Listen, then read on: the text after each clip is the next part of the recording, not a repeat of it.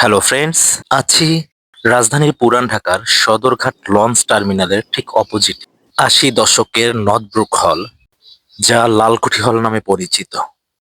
১৮৭৪ সালে ভারতের governor general George Barry নর্থব্রুকের ঢাকা সফর উপলক্ষে টাউন হল হিসেবে এই ভবনটি নির্মাণ করা হয়।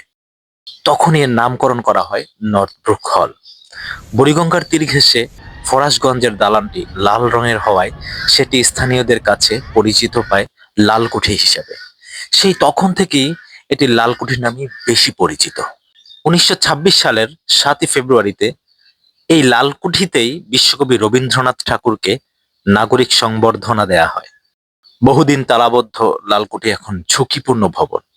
চারপাশ ঘিরে ব্যবসা কেন্দ্র, দোকানপাট, সেসব জঞ্জাল সরিয়ে লালকুঠিকে পুরনো রূপে ফিরিয়ে আনতে আবারও চেষ্টা। স্মৃতিগুলো টিকে থাকুক যুগ যুগ ধরে। Thank you.